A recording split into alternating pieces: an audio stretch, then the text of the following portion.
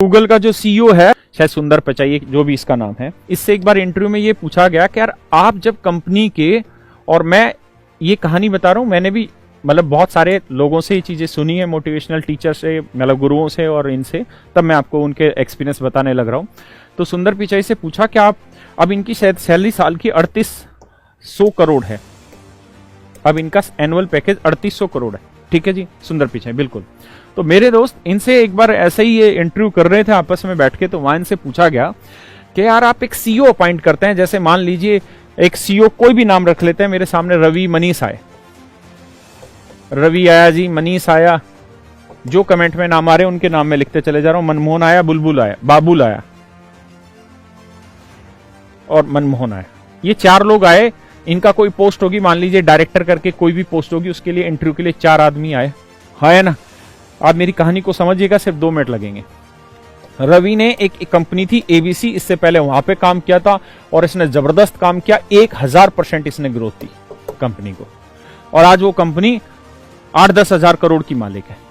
ये मनीष कोई था, ये बीसीडी कंपनी में था, ठीक है जी, इसने 5000% ग्रोथ दी कंपनी को, ठीक है जी, और इसकी भी कंपनी आज करोड़ों रुपए कमा रही है। ऐसे ही बाबुल की भी कंपनी थी, इसकी BCDE रख लेते हैं, इसने भी बहुत पैसा कमाया। ऐसे ही इसकी मनमोहन की थी, इसने भी बहुत पैसा कमा के दिया।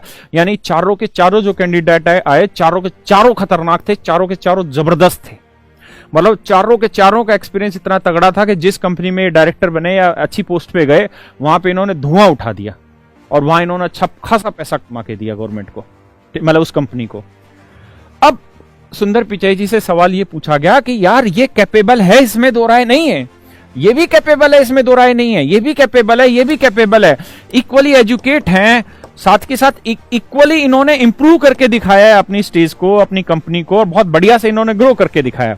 तो आप इंटरव्यू में इनसे ऐसा क्या सवाल पूछने वाले हैं जिसके थ्रू आप इन चारों में से किसी एक का सिलेक्शन करने वाले हैं? किससे सवाल पूछें? रवि से इसकी टेक्निकल चीजों के लिए सवाल पूछें या इससे क्या पूछें? ये सब तो इनको आता है तभी तो इतने सालों का एक्सपीरियंस है, क्या पूछें इनसे? तो उसने जवाब दिया, हम इनसे सिर्फ और सिर्फ ये पूछते हैं, हम इनसे सिर्फ और सिर्फ ये पूछते हैं कि आपकी लाइफ में जो डिफिकल्टी लेवल आया वो कब आया और क्या डिफिकल्टी लेवल आया और आपने उस डिफिकल्टी लेवल से कैसे उबरा या कैसे अपने आप को उभरा।